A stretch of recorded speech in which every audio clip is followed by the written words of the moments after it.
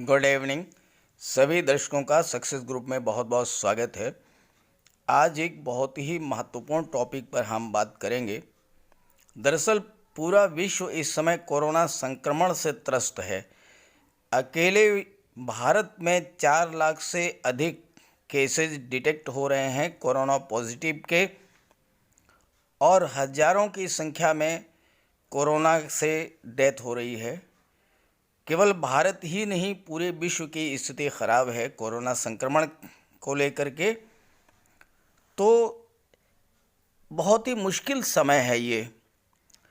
लोगों को सजेस्ट किया जा रहा है कि होम आइसोलेशन में रहिए और होम आइसोलेशन में ट्रीटमेंट लीजिए। होम आइसोलेशन में रहने वाले पेशेंट्स के लिए स्टीम थेरेपी सजेस्ट की जा रही है। तो आज हम इस वीडियो में इसी टॉपिक पर बात करेंगे कि क्या स्टीम थेरेपी कोरोना संक्रमण को रोकने में कारगर है। क्या स्टीम थेरेपी से कोरोना मरता है। स्टीम थेरेपी कोरोना संक्रमण को रोकने में कितनी कारगर है।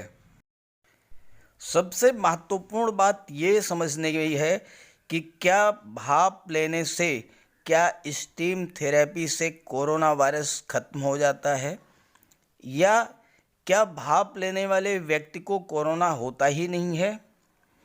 आजकल सोशल मीडिया पर कोरोना से निपटने के लिए अलग अलग नुस्खों की बाढ़ आ गई है। आपके पास भी व्हाट्सएप या फेसबुक पर कोई न कोई नया नुस्खा बताया जाता होगा कि कोरोना से कैसे बचा जाए।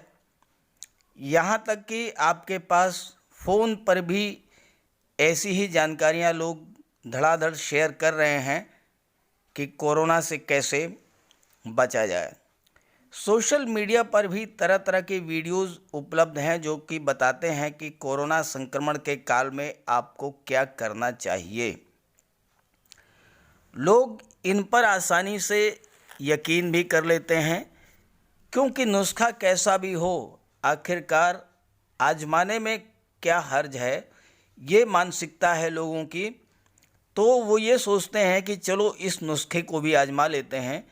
इसलिए हर व्यक्ति ना जाने कितने नुस्खे रोज़ आजमाता रहता है, ना जाने कितनी दवाइयाँ खरीद करके उसका प्रयोग करता रहता है, ना जाने कितने सप्लीमेंट्स रोज़ ले रहे हैं, ये सोच करके इससे कोरोना से बच जाएंगे।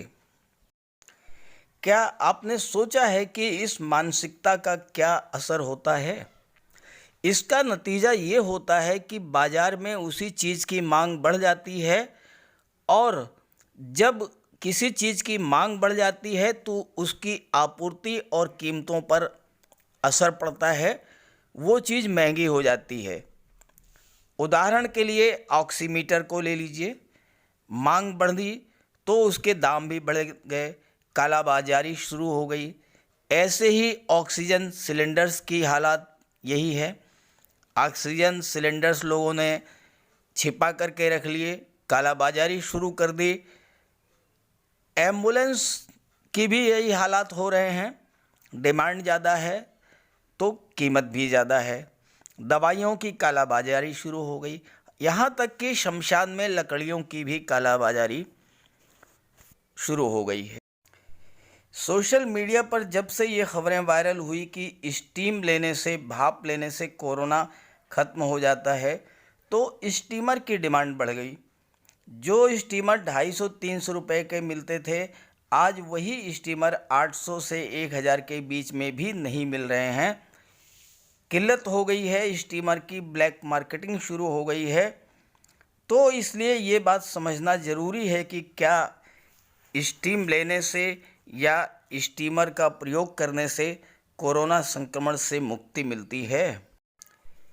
कई सारी रिसर्चेज ऐसी आई हैं जिनमें बताया गया है कि भाप लेने से क्या फ़ायदे हैं।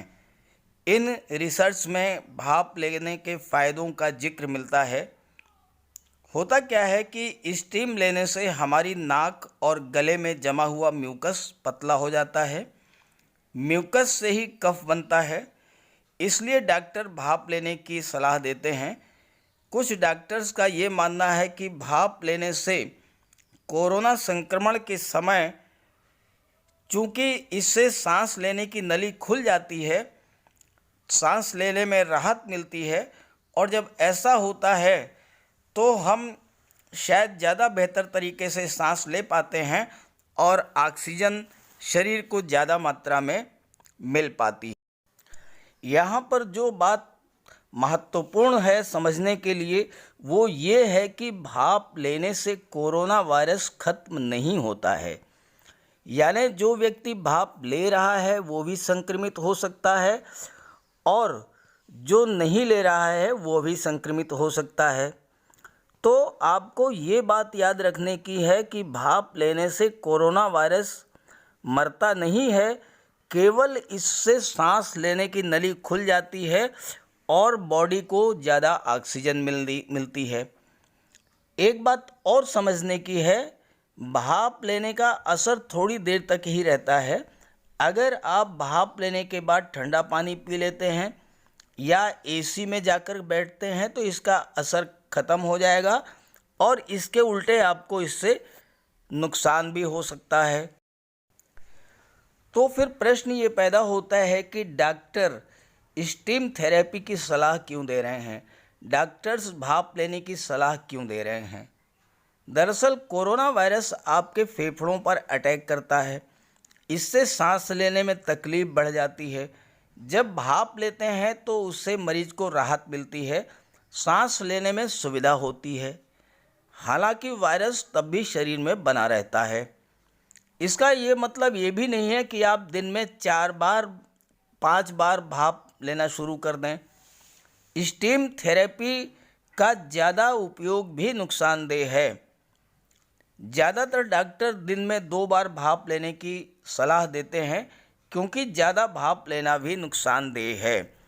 हमारे फेफड़े बहुत नाजुक होते हैं और ज़्यादा गर्म भाप जब फेफड़ों में पहुंचती है तो सांस की नली को नुकसान पहुंचता है और इसलिए अधिक मात्रा में स्टीम थेरेपी भी नुकसानदेह है। ज़्यादा मात्रा में स्टीम लेना जो है फेफड़ों को तो नुकसान पहुंचाती ही है, सांस की नली को भी नुकसान पहुंचाती है। गले के टिश्यू जल सकते हैं, गले में सूजन भी आ सकती है, इसलिए सावधानी रखें। दिन में केवल 2 बार ही स्टीम थेरेपी का प्रयोग करें। और एक महत्वपूर्ण बात यह है कि भाप लेने के लिए स्टीमर कतई ज़रूरी नहीं है। आप घर पर भी किसी चौड़े मुंह के बर्तन में पानी को गर्म करके भाप ले सकते हैं, किसी भगोने में पानी को गर्म करके भाप ले सकते हैं। स्टीमर के पीछे भागने की ज़रूरत नहीं है। और साथ ही ध्यान में ये रखें कि ज़्यादा भाप नहीं लेनी है, भाप केवल 2 बार लेनी है। तो ये जानकारी अगर आपको उपयोगी लगी हो, आपको किसी प्रकार की इससे हेल्प मिली हो तो अपने साथियों को भी ज़रूर शेयर कर दीजिएगा। Okay, thank you.